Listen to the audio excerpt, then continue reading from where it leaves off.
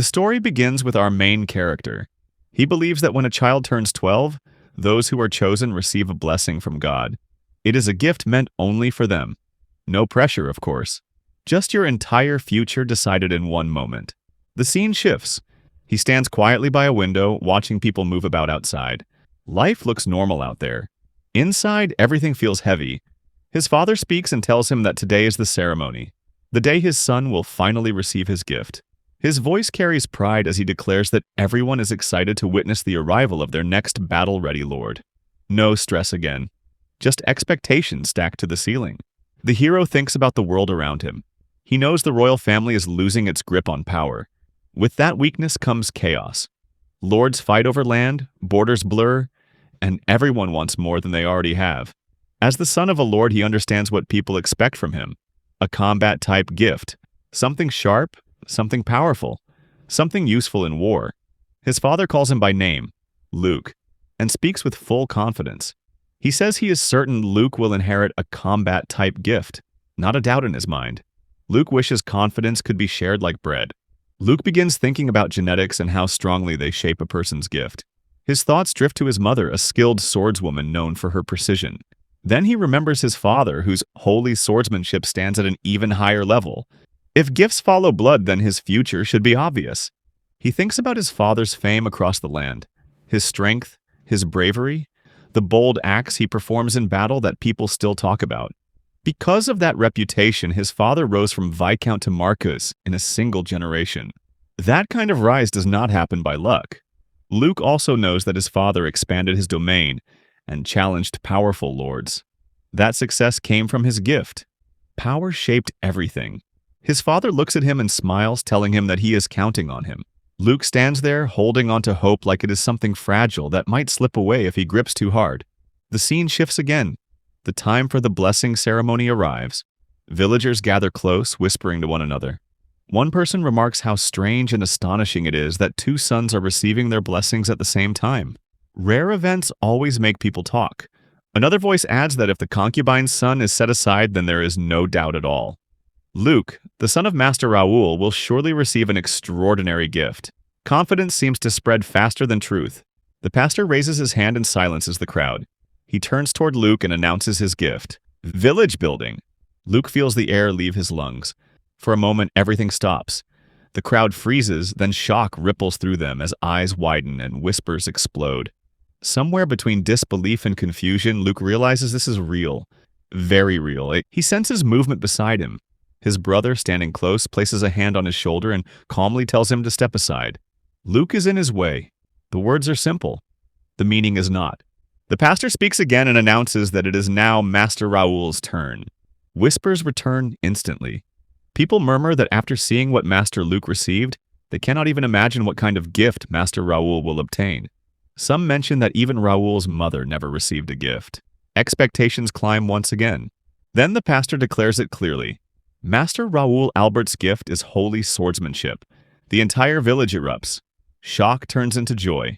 Excitement spreads like fire. Smiles appear everywhere. Pride fills the air. Luke stands completely still.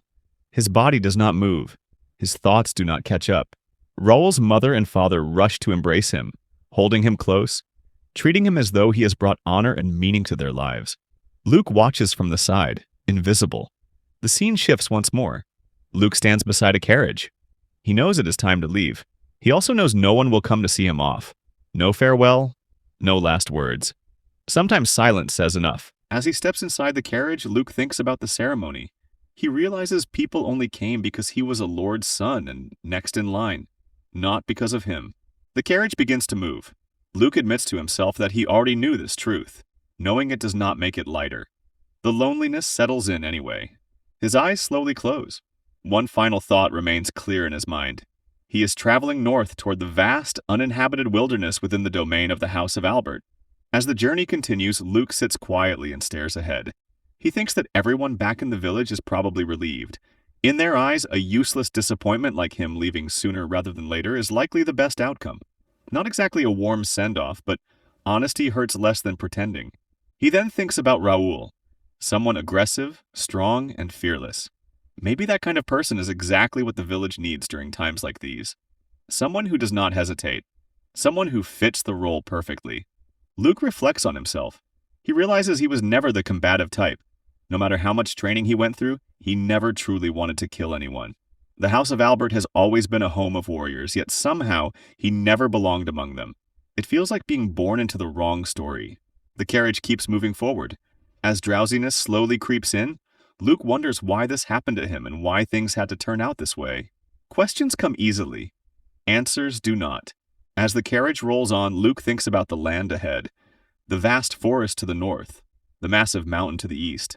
Later, when he continues on foot, he considers both areas extremely dangerous, places where creatures likely roam freely.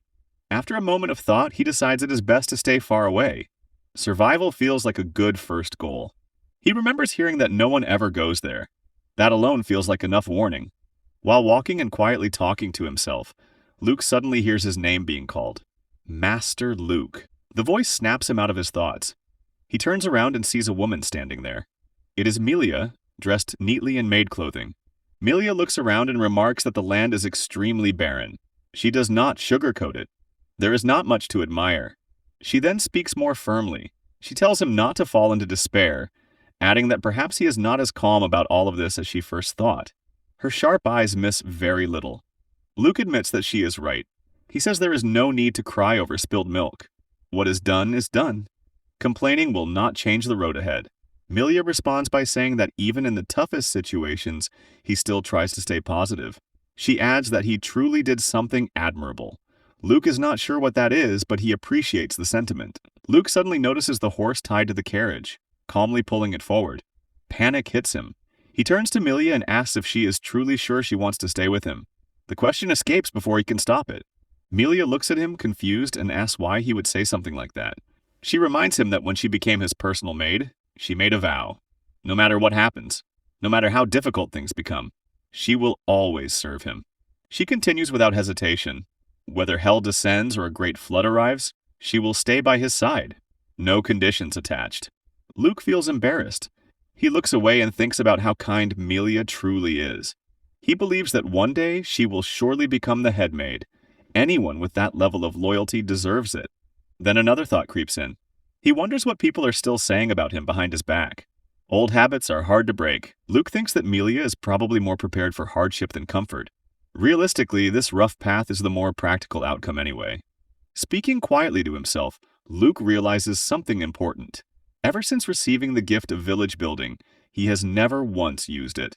He does not know how it works. He does not know what kind of power it truly holds. He takes a deep breath and gathers his courage. He tells himself that he believes he can use this power for something good, even if he has no idea how yet. At that moment, a magical screen suddenly appears in front of him. Melia panics and immediately asks what that thing is. Inside her own thoughts, she panics even more. She wonders if her true feelings somehow showed on her face at the worst possible moment. Luke stares at the screen, visibly shaken. Melia watches him nervously, thinking that something is wrong. She worries that he might hate her for the expression she just made. She stands there, feeling shy, anxious, and unsure what to do. Luke apologizes and asks if she could step back a little. Blushing, Melia quickly steps back without another word. Luke realizes then that Melia cannot see the screen at all. English text appears across the screen. As he reads it, Luke understands that these letters do not belong to this world. Although he does not fully understand what this is, Luke makes a decision. He will try to build a village. He taps yes on the screen. A sudden, intense light bursts forth and spreads all around them.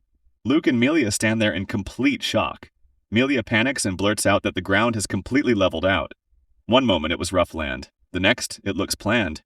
Too planned. Luke looks back at the screen. It clearly shows that this is his first village. He sees that he has received 50 village points with 10 additional points added. The number of villages is still listed as 0. The village skill reads Facility Creation, and below it is a list of buildings he can create. Luke wonders if choosing one of these facilities will cause it to appear instantly. The idea feels unreal, but so does everything else right now. He then thinks about something more practical. They need a place to sleep. Starting small should be fine. Very fine. Luke uses 10 points to create a hut. In an instant, a wooden hut appears in front of them. No sound, no delay. It is just there. Melia gasps loudly, staring at it as if it might vanish. Luke smiles and says that he thinks this is his power. Saying it out loud makes it feel more real. Standing there, Luke starts doing the math. He now has 40 points left. He also realizes he can recover 10 points every day. Surprised, he turns to Melia and asks if they need another hut, or if he should build a well or a field. He says it casually like they are discussing furniture. Melia stares at him in disbelief and asks if he can really create other things too. Still amazed, she thinks for a moment and says she would prefer a well. One hut is enough for both of them. Their priority should be water. She explains that a person can survive for a while without food, but without water, death comes quickly. Her logic is calm and terrifying. Melia grows visibly excited at the thought that she and Master Luke will live together in a tiny hut. Luke panics just a little. He quickly agrees and says she is right. A well comes first. He points ahead. A well appears instantly. Melia freezes, then grows excited all over again. They walk closer and notice the well is covered. Melia wonders out loud if the cover will come off. Luke grabs the handle and says that he thinks they need to move it. He recalls the wells back at the castle. Old, heavy, and exhausting. This one feels different, easier, far more convenient than the old systems that demanded extreme effort and brutal labor. Luke thinks that this kind of invention is something this world desperately needs. He then notices that only 10 points remain. He says he can create one more thing. Melia suggests a field. Luke agrees immediately. As he prepares to do it, a screen suddenly appears in front of him. It asks whether he wants to make Melia a villager. Luke is shocked. He wonders if this means he can turn Melia into a villager too. He explains this to her, saying that it seems his gift allows him to register people as villagers. Melia smiles softly and says it is fine. He can make her his villager. Luke smiles back. As soon as he taps yes, the number of villagers increases on the screen. He also notices something else. For every villager added, he will gain 1 extra point daily. Luke realizes that with only 1 villager, he himself is not counted. For now, he has no plans to add anyone else. Suddenly, Melia hugs Luke tightly and says it would be better if they always stay together. Luke looks at her. Melia quickly adds that they should ignore what she just said. Luke decides there is nothing more he can do today. He will have to wait until tomorrow to gain more points. The scene shifts. Inside the hut, Luke and Melia lie down. Luke stares at the sky through the window. He thinks about how he received the gift of village building. Back then, it felt like everything he hoped for had been taken from him. Now it feels different. He begins to think this gift might actually be useful. Luke thinks about how much he hates war. To him, it is nothing but stealing land and killing people. Endless blood, endless loss. He decides that living a peaceful and pleasant life is better than remaining in a world soaked in violence. He makes up his mind. Luke believes he will use his gift to turn this barren land into a village. A place that is peaceful, relaxing, simple, and happy. This kind of life suits him. Luke falls asleep. Melia moves closer and gently sniffs him. As she does, she thinks that she cannot believe she gets to smell Master Luke like this all night. It feels like heaven to her. Luke startles slightly, feeling uncomfortable. The scene shifts. Footsteps echo as a new figure walks forward. A young woman named Celen appears. She speaks firmly and tells her father to forgive her, because she is leaving home. Her father demands to know what she thinks she is doing. Celen responds sharply. She asks what he expects her to say. She declares that she can no longer endure this. This is her final straw. She explains that this is the era they are forced to live in. Lords everywhere believe it is acceptable to force their children into marriages for political gain. Near or far, it makes no difference. She adds that if her future husband were Luke, she might have accepted it. But there is no chance she will ever marry a stubborn and madman like Raul. Her father argues back. He reminds her that Master Raul is the successor of Lord Albert, and that she must think about their domain. Celen refuses outright. She says she would rather die than marry such a man.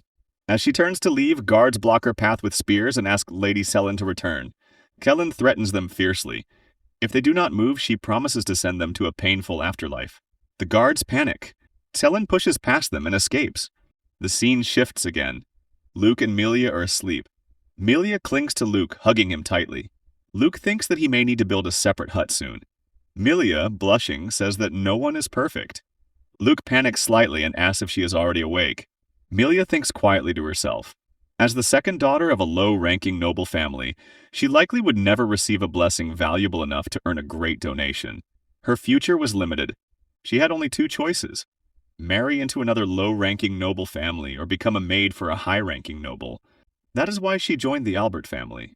They were gaining land and power rapidly. It felt as though fate itself was guiding her. She remembers how difficult the job was. She had no experience as a maid. Every day felt like a test. Then she recalls the most frightening moment of her life. She was cleaning when a plate slipped from her hands and shattered on the floor. Panic flooded her instantly. It was Madame Isabel's favorite dish. A furious voice demanded to know if she had broken the prized dinnerware. Terrified, Melia apologized at once. Then she heard Luke apologizing to his mother. She looked up in shock. Luke nervously explained that he had asked the maid to show him the plate and that he was the one who broke it. Madame Isabel responded calmly. She said it was fine and asked if he was hurt. Melia stood frozen. She could not understand why he would do that. Madame Isabel gently held Luke and told Melia that since Luke was still a child, she must be more careful. Melia quickly agreed and returned to cleaning, stealing glances at Luke. Luke smiled warmly at her. Inside, he thought that he knew his mother would not be angry if she believed he was responsible. Melia was completely stunned.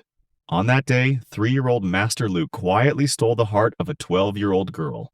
The scene shifts to the present. Luke and Melia knelt in the soil, planting seeds. Melia kept stealing shy glances at Luke. Her face was flushed, and Luke could not tell if she was focused on him or just trying not to drop the seeds.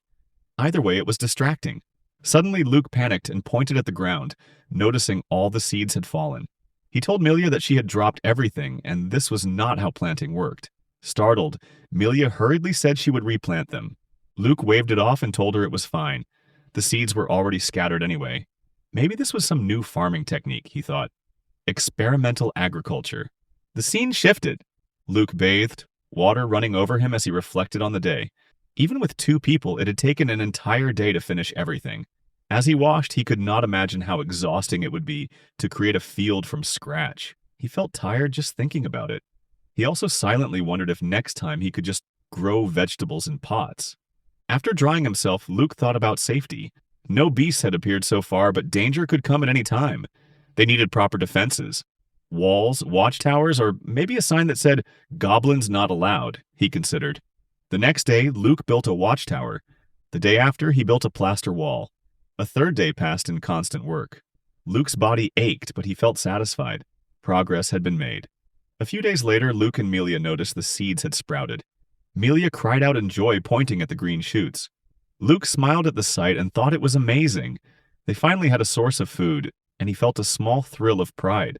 Suddenly, a loud screech tore through the air. Luke froze. His mind raced. Could it be a beast?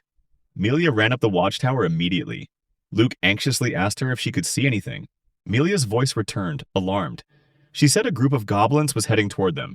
She observed closely and added that the goblins could not cross the wall. Her voice shook as she explained that the creatures were climbing over each other like very determined toddlers. Luke tensed. Only one option remained. Fighting! He shouted for Melia to stay in the watchtower, warning her that it was dangerous below. Luke thought back to what he had been told all his life. People who fought with swords usually received a combat-related gift. He had spent years training in swordsmanship. Not for fun, not for show, but apparently in case a goblin invasion happened. He drew his sword, thinking that even without a gift, his training would be useful. A goblin lunged at him. Luke reacted instantly, slashing it down. The goblin was slow and clumsy. This was manageable. He struck again, cutting down another. He knew he had to act quickly. Hesitation could be fatal. Another goblin attacked from the side. Just as it lunged, a heavy blow crashed on its head, and the goblin collapsed. Luke froze, shocked. What had just happened? Footsteps approached. A familiar voice called his name, telling him it had been a long time since they had last met. Luke looked up in disbelief. Standing in front of him was Celen, staring straight at him. Luke groaned inwardly. The goblins had been stressful enough, and now this. Iceblade Princess Celen Basrata. Luke remembered her clearly. Celen, the Count's daughter, had the gift of dual wielding and ice magic. She could fight with 2 blades at once and manipulate water. And ice like it was nothing. Honestly, she had always seemed a little scary to him. He thought about how she was older than him. She used to come to his house and play, and he remembered all the little habits and moments they had shared. Somehow, she had always seemed larger than life. Startled, Luke asked why she was here. Celen said that the last time they had met was 2 years ago. They had both grown a lot since then, she added, and it was clear in her voice that she wasn't joking. Luke, still shaken, repeated the question, pressing her. Why had she come here? Kellen's expression hardened. She said she had run away from home. Luke panicked. Why? He thought, though he didn't speak it aloud. Celen explained that the best way to describe it was severing ties with her home. The moment her engagement was changed to Raul, she had broken it. Luke stood shocked, speechless. He never imagined she could feel so strongly about marriage. For Celen, dying seemed better than marrying a man like Raul.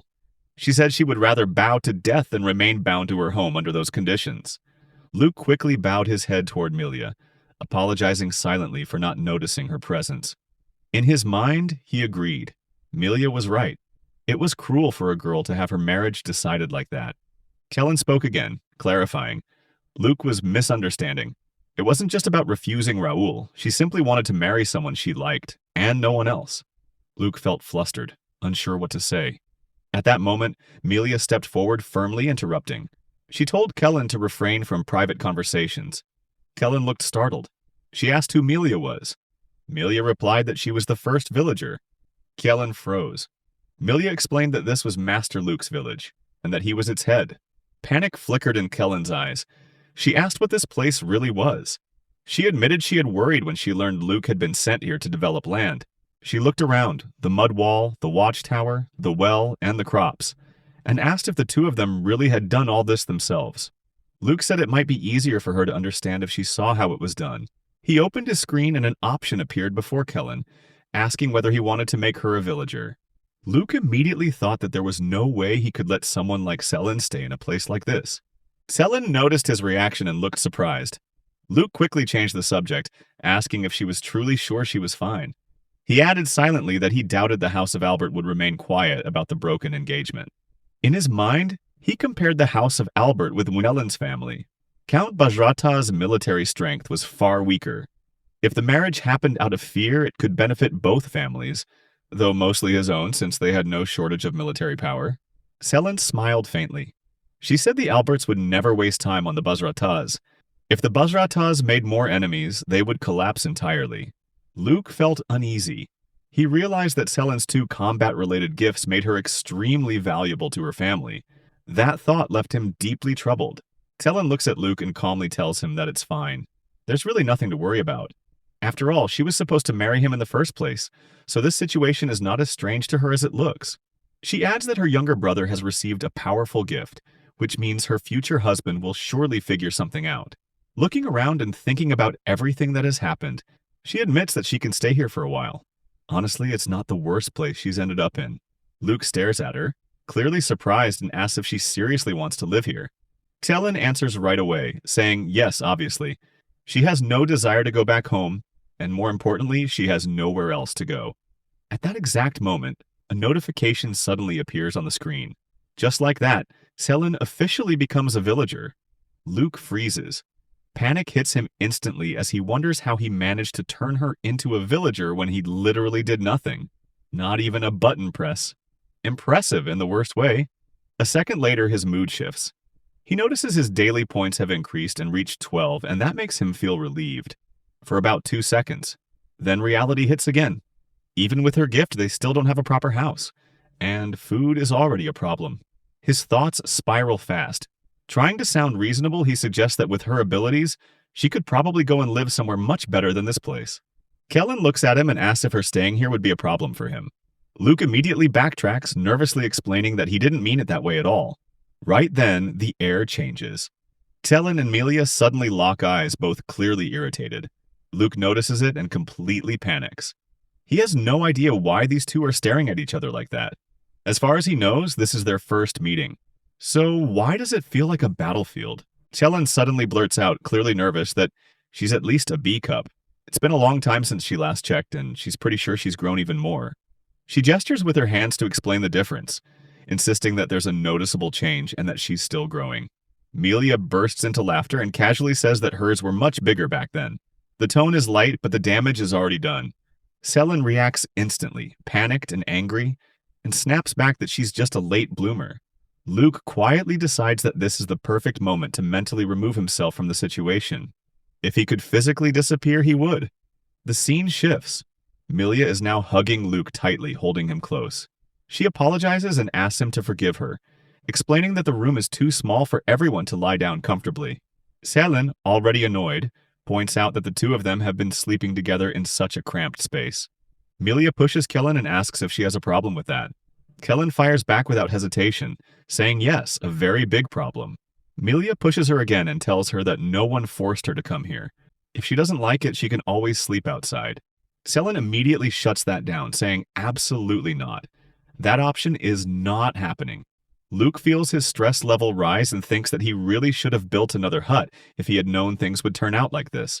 Then he remembers his points. He's already low after building the storehouse. With visible nervousness, he suggests that maybe he should just sleep in the storehouse instead. Both Celen and Melia react instantly, as if electricity runs through their bodies. Melia is the first to protest, saying no, absolutely not. He is the village head, Master Luke, and he can't sleep like that. Then Celen smiles sweetly and adds that if someone really needs to sleep in the storehouse, it should be this girl instead. Melia panics and accuses her of implying that she wants to sleep with Master Luke, calling it a dirty thought. Celen blushes hard and quickly denies it, telling her not to project her dirty and nasty ideas onto her. She then nervously asks what kind of things are even going through Melia's mind. At this point, Luke gives up completely and announces that he's going to the storehouse. The scene shifts again. In the end, both Celen and Melia are asleep, hugging Luke from both sides. While holding him, Celen thinks that Master Luke smells really nice, just like always. As she drifts off, she admits to herself that all of them sleeping together is extremely embarrassing. But somehow it doesn't feel wrong. She wonders if she could get just a little closer to him.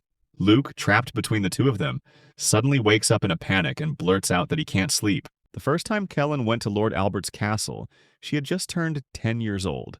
The moment she stepped out of the carriage, she was told that she would soon meet Lord Luke. She was also told, very casually, that he would most likely be her husband one day. Because of that, she was instructed to behave like a proper lady in front of him. Celen understood what they were saying. She just did not care much. For a situation that was supposed to be important, she felt oddly detached from it. While walking through the castle grounds, she noticed a small and neat path. Curious, she decided to follow it, mostly because there was nothing else to do and children tend to wander when left alone. As she walked, a rock suddenly flew out from the bushes. That caught her attention fast. She looked toward the shrubs and searched through them. That was when she saw Raul holding another rock. At first she wondered if he was Luke.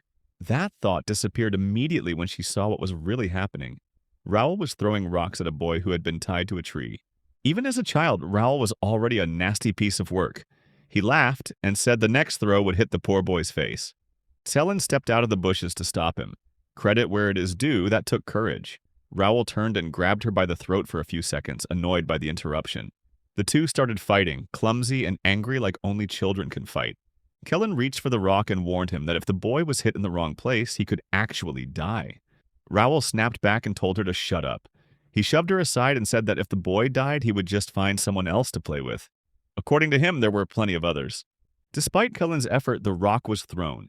It did not hit the tied-up servant boy. Instead, it struck Luke in the head. Blood started to run down as they rushed to untie the servant. Raul immediately bolted, shouting that he was not aiming for Luke. A very convincing excuse, clearly. Celen stood there, confused, wondering what that mess had been about. Later, she learned the truth. The violent child was Luke's younger brother. The kind-looking boy who had been hit was Lord Luke himself. A few years later, the two met again. Celen asked Luke if he had ever brought the incident up to his father. A concubine's son hurting the legal wife's son sounded like a serious issue. Anyone could see that. Luke answered that if he had done that, his brother's reputation would only have suffered more.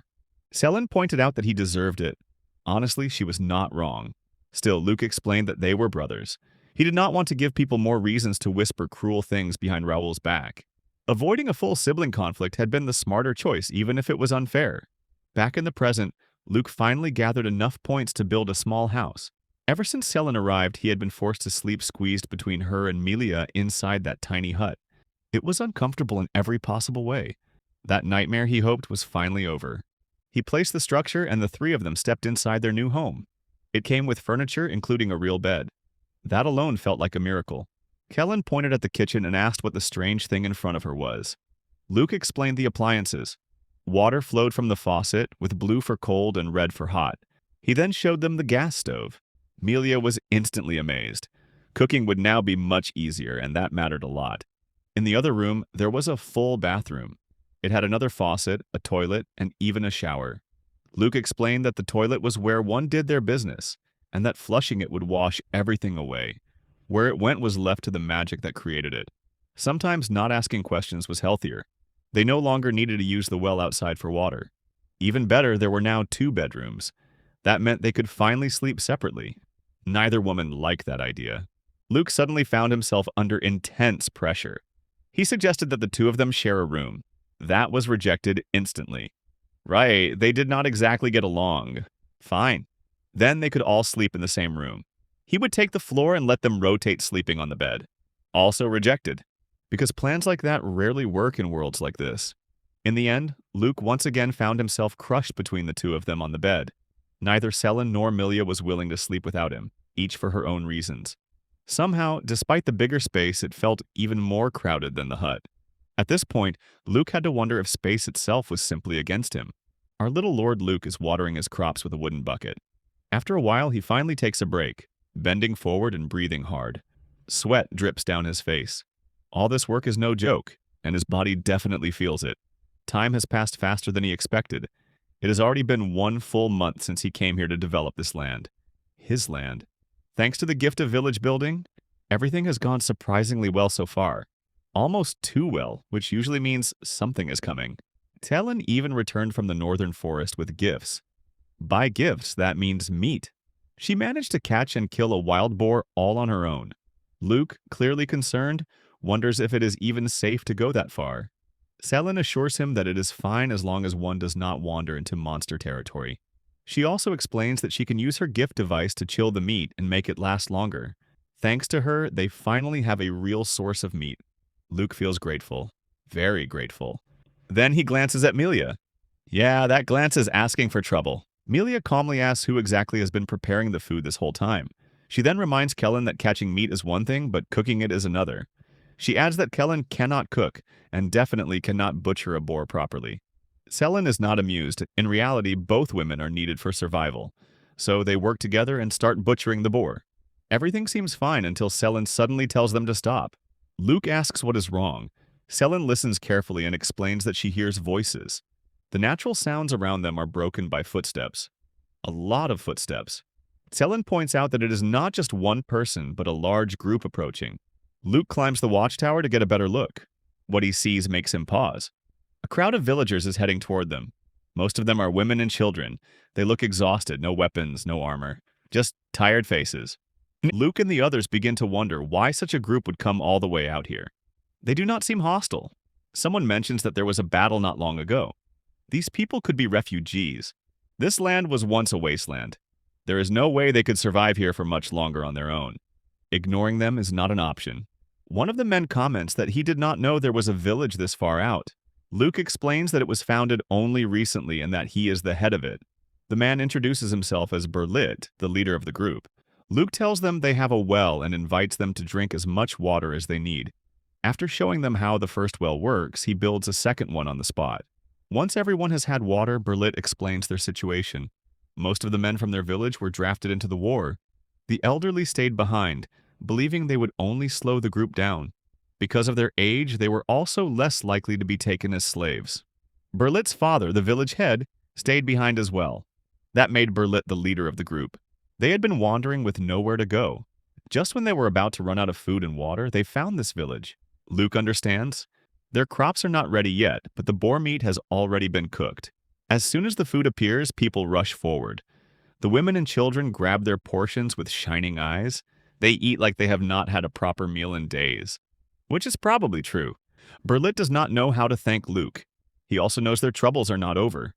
Surviving in this wasteland is impossible. So instead of asking for food and leaving, he makes a bold request. He asks if they can live here. Luke explains that they are short on people. Working the fields with only 3 of them is extremely hard. With more hands, they could eventually have more food than they could eat. Berlit hesitates and warns that his group is large and mostly made up of women and children. They may not be strong workers.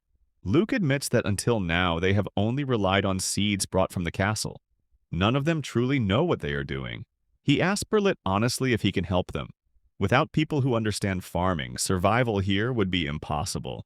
Yes, that was absolutely a farming pun, and Luke knows it. At that moment, a system message appears. The Burlet caravan of 51 people has become villagers. Immediately, panels and notifications flood Luke's vision. His village jumps from level 1 to level 3. New facilities unlock, including gates, parks, stone walls, and medium houses. Two new skills appear as well. One is Assess Villager, the other is Move Facility. Luke quickly realizes that leveling up his village gives him more points. His daily points increase and the total area of the village expands. Now the only question left is what exactly these new skills can do. And something tells him he is about to find out very soon. Luke decides to test his new skill, Move Facility. The moment he activates it, the storehouse begins sliding across the ground. No shaking, no warning. It just moves, like it suddenly remembered it, parked in the wrong spot. Luke stares at it in silence. Yeah, this is going to be useful. Very useful. Organizing the village just became much easier. No more planning disasters or rebuilding things because they were placed 2 steps too far to the left. It even gives Luke a strange sense of déjà vu, like a game from a past life. He does not think too hard about that part. Right now, there is a bigger problem. Burlet. The poor man looks like his soul has momentarily left his body. Honestly, that reaction feels fair. Seeing an entire building casually relocate is not something most people wake up ready for. Luke quickly explains that this is his gift, and not some kind of curse or incoming disaster. The villagers slowly relax. Then the amazement hits. People whisper about how Luke even has a gift at all. Then they whisper louder when they realize how strong it is. One child asks what his gift is. Luke simply gives the name. Common folk rarely get to see gifts up close, so excitement spreads fast. For Luke, this feels nice. After everything that happened at the castle, being treated like this is a relief, almost suspiciously pleasant. Another child asks for more details. One boldly announces that he wants holy swordsmanship as his gift. The kids start chatting and playing, already planning their future hero lives. Luke quietly admits to himself that he once admired that gift too. Who wouldn't? Next, Luke creates several row houses. They are 1-story buildings with 5 living spaces each. Every unit has 2 rooms, a dining area, and a kitchen. A shared toilet is included. The space is enough for a family of 5. Melia steps in to explain how the toilet works. Luke notices the villagers listening very carefully. This might actually be the most shocking thing they have seen today. Luke feels a bit bad that he cannot give them proper bathrooms yet. Bathing will still be limited for now, which nobody is thrilled about. He starts doing calculations in his head. More houses will be needed. Crops must expand. Walls will have to be built for new areas. Village life is apparently 90% planning and 10% panic. When everything is finished, his points drop to 214. Still, there are now proper facilities. Luke tells everyone to rest for the day. Later, he tests his other skill, Assess Villager. Information appears in front of him. He looks at one man whose recommended job is swordsman. Luke asks if he has ever received a gift. The man laughs and says that is impossible. There are no churches nearby, and even if there were, he doubts he has the talent. Luke silently stares at the screen. The screen strongly disagrees. Luke explains the skill to Celen and Melia. Celen immediately asks if he can try it on her. Melia twitches. Just a little, definitely noticeable. Celen's recommended job appears as general. She is only 15. Luke has several thoughts at once. None of them are calm. Village loyalty is also explained. It measures how devoted someone is to the village. Low loyalty means a higher chance of crimes or rebellion. Luke makes a mental note to keep an eye on that, preferably before anything explodes. Luke turns to Melia next. She immediately flinches and insists that the skill cannot read minds. That reaction alone raises concerns. She quickly tells Celen to be quiet and explains that she is only protecting her young master. She adds that he is too young to know what a grown woman thinks about. That explanation somehow makes things worse. Melia then announces she needs to cool down and rushes outside. Luke and Celen exchange a look. They both decide she is probably just tired. Yes, tired. Let's go with that. Luke later speaks with Burlet and asks for details about his family so job assignments can be planned. Burlet is 36, has high loyalty, and is best suited as an organizer. His younger brother Barlet is 32 and has a gift of swordsmanship. He also has a wife and 2 children. Burlet is deeply grateful, like visibly relieved to still be alive grateful. Luke spends the rest of the day meeting everyone in the village. Some girls quietly fawn over him. An old woman turns out to be a skilled torturer. Luke decides not to ask follow-up questions. He checks the village statistics. 4 people have latent gifts that are still locked. Celen explains that unlocking them requires either a church or someone with the oracle gift. They also need money for donations. They currently have 0. Luke sighs internally. Progress always comes with paperwork. Even magic villages are not safe from this rule. The numbers bother him. He was taught that 50% of nobles have gifts, while less than 1% of commoners do. In this village, it is closer to 10%. That feels wrong. If this is not a coincidence, then maybe commoners do have gifts. They just never get the chance to find out. The donation system makes sure of that. Luke starts wondering if nobles have built a monopoly. Maybe the church plays a role too. It is just a theory. A very uncomfortable one. His thoughts are interrupted when Melia suddenly pours a bucket of cold water over herself, clearly trying to calm down. Luke uses Assess Villager on her. The result appears. Recommended job, Priestess. Village loyalty, Ultimate. Gift, Oracle. Luke pauses. That explains everything. 3 days pass since the people from afar joined the village. During that time, everyone learns that Melia has the potential to awaken an Oracle gift. That sounds amazing, and it really is, but there is one small issue. Without a blessing, it stays locked. That is the problem. They have no church, no priest, no system, nothing. Luke remembers old stories about people praying at churches for years and slowly unlocking their blessings through constant worship. That sounds exhausting and also impossible here, since they do not even have a building to pray in. For now, they are completely stuck. While Luke is lost in thought, one of the villagers calls him over. It is Berlit. He brings news Luke has been waiting for. The crops they planted not long ago are almost ready for harvest. All of them. Luke freezes for a second. That is fast. Very fast. The soil here must be incredible for this to happen. Then Luke remembers that his menu did mention something about enhanced land quality. Of course it did. The strangest part is that even off-season crops are growing just fine. Luke knows their timing was off, yet the plants clearly did not care. That evening, the harvest begins. Everything goes smoothly. The yield is large, and it would not have been possible without everyone helping out. Luke feels genuinely proud. So he suggests a small party, a simple one, to celebrate the harvest and welcome the new villagers. Melia agrees immediately. Luke tries to help without annoying Celen, which is already a difficult balance. At first, Melia lets him assist. Then she watches him struggle to cut vegetables. It does not go well, at all. He is gently removed from knife duty and assigned to washing vegetables instead. A much safer role for their little lord. Zoan steps in and tells him to leave the slicing to her.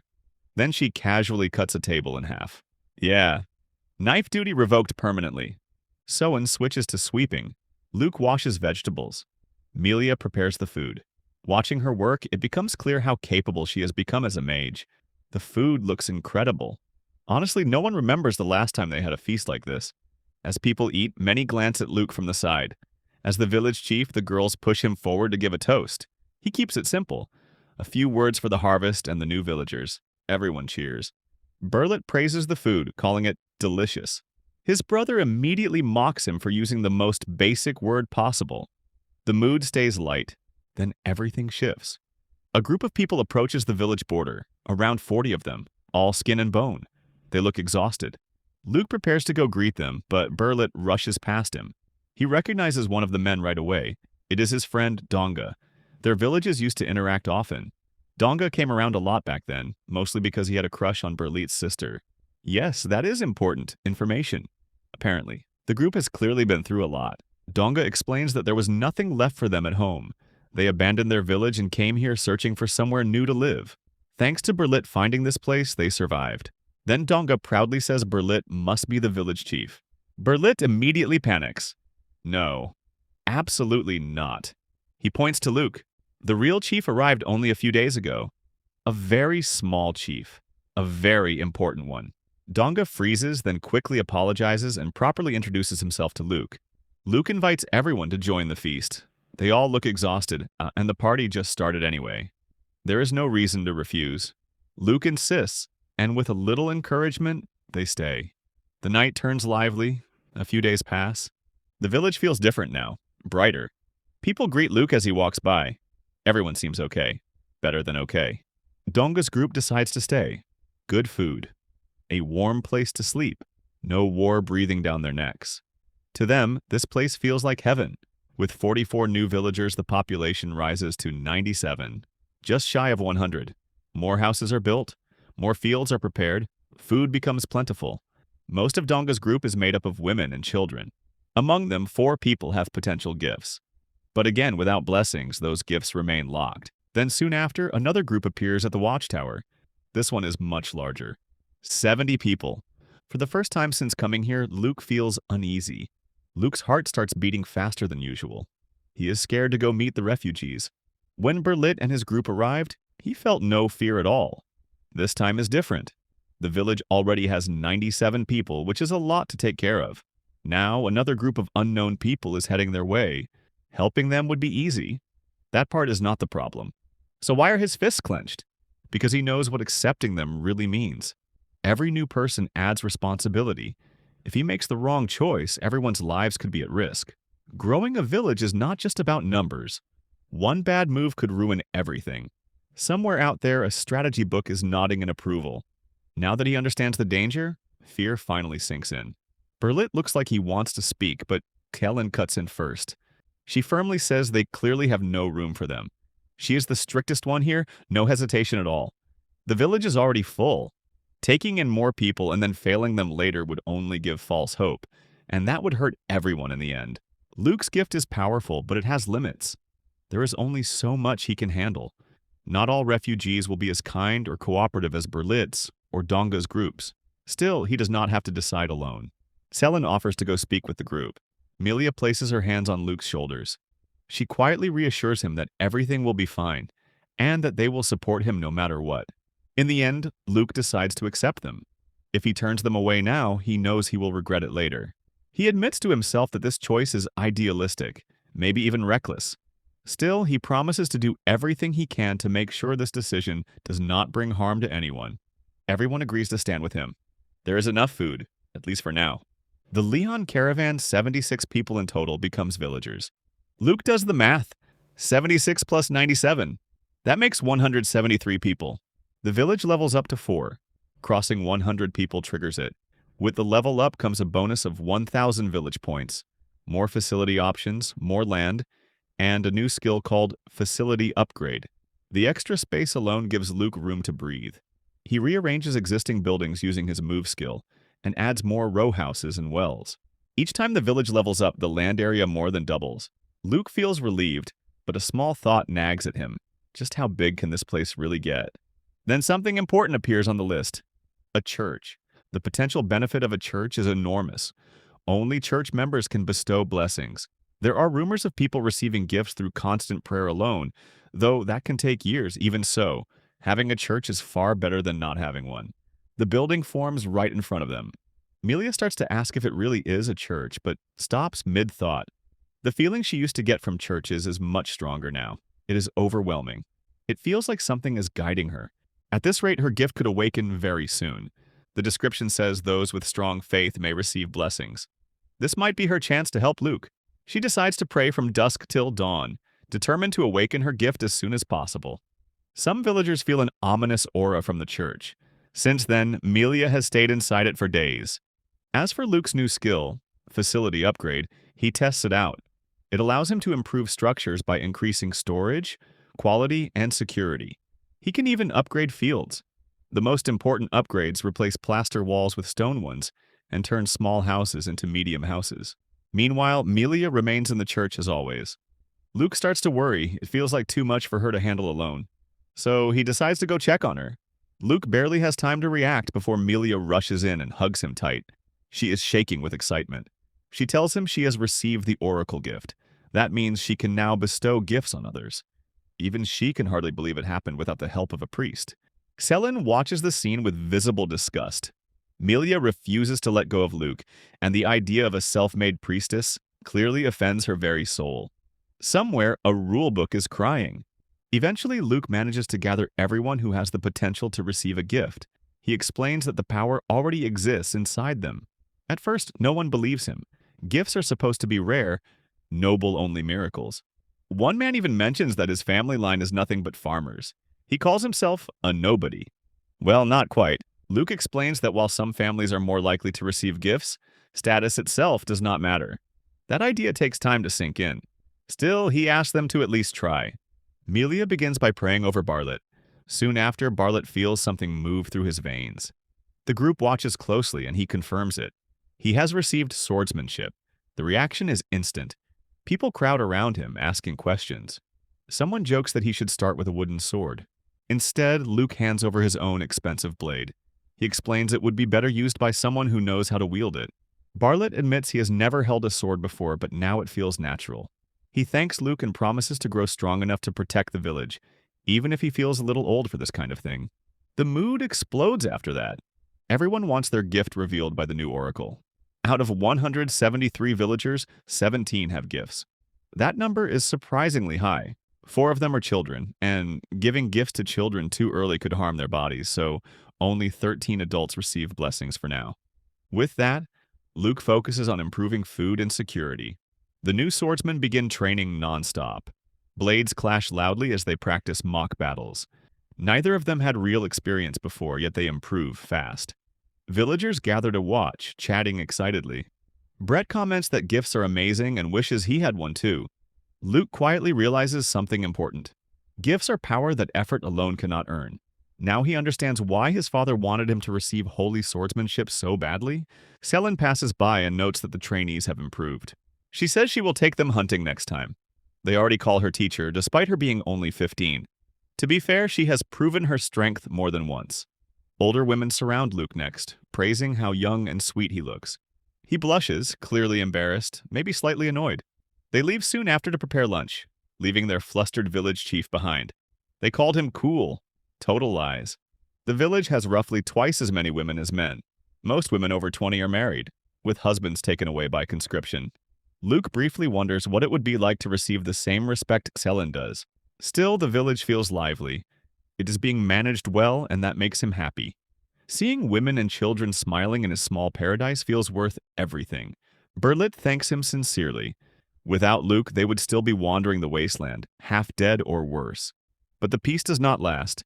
Another group of refugees appears, about 10 people. They look terrified just seeing others this far out. Luke asks what happened. They explain they were attacked by a gang of ruffians, thieves who killed anyone who resisted and dragged others away for likely dark reasons. These survivors were the only ones who escaped. It is horrifying. And now it may no longer be just their problem, because thieves are not stupid. And they might be following them. Luck was not on his side tonight, and Barb felt every step of it as he trudged through the wasteland. Being out here at this hour was already bad enough. Being alone made it worse. Barb, a member of the thief gang, had let his guard down just a little. That tiny mistake ended up costing the group valuable resources. The boss did not need to get that angry. At least that is what Barb keeps telling himself as he walks. His main job was abducting refugees and selling them to slave traders. Thanks to the recent wars, refugee numbers were sky high. Business was booming, or at least it was supposed to be. Some of the people he had his eyes on escaped because of a slip-up he made, so now he was stuck chasing them down by himself. Why does one guy have to do everything, and honestly? The whole gang should be blamed for this, not just him. As he moves through the wasteland, something feels off. Was there always a village out here? He definitely does not remember one, and a village is not exactly easy to miss. Then he looks closer. Oh, it is full of women and children. Jackpot. If this really is a refugee village, which it clearly is, taking it down would be easy. His earlier mistake would vanish in one clean sweep. He might even get promoted. That thought alone lifts his mood. One reason their group works so well is because of a gift called telepathy. It is stupidly useful. One member has it, and it lets them communicate no matter the distance. That gift has saved them more times than Barb can count. He reaches out through it and reports in. He tells his teammate that he found the escaped refugees. Not only that, he found an entire village hiding out here in the wasteland. How tragic. So many more lives are about to be ruined just because they kept running and tried to find help. Truly awful. The sarcasm is almost impressive. At the same time, Luke receives a warning. An intruder has entered the village. He quickly alerts Celen that something hostile is nearby. Likely the same gang of thieves mentioned earlier. She looks almost pleased. An early warning system already doing its job feels good. The alert shows only one intruder for now, which points to scouting. The location marks the fields deep in the dark. The night is silent, a little too silent. Celen notes that the enemy is hiding their presence. These people know what they are doing. Luke is told to stay back since no one knows where the intruder might strike from. Except they kinda do. The radar shows the enemy clearly, bright and obvious on the map. Barb suddenly bursts from his hiding spot and charges straight toward a pair of children. He mutters curses, convinced they are just two weak kids. Easy work. Yes! About that, the strongest girl in the village is standing right there. In the blink of an eye, Barb is frozen solid inside a thick block of ice. Later, he wakes up to a voice screaming inside his head through telepathy, demanding to know why he is not responding. Unfortunately for him, he is now sitting in a cell. Celen looms over him, her stare full of cold contempt. He is ordered to explain what is going on and whether the rest of the gang is on the way. Only now does it fully sink in how strange this village is. First the ambush, now an actual jail. Celen asks how many of them there are and where the others are hiding. He refuses to answer. If he slips up again, the boss will not forgive him. Instead, he smirks and tells his telepathic friend that the village is an easy target. Just women and children. Once the boss arrives, everything will be fine. Technically, he is not lying. Then a voice speaks from behind them. An old woman calmly asks if they could leave this young man to her. A little later, it becomes very clear why Granny has such a strong reputation as a torturer. Yeah, best not to ask questions. Also, best not to make her angry. Ever. She says it will take time to get him to talk. Until then, they should prepare for battle. Here I am, know it's been a while.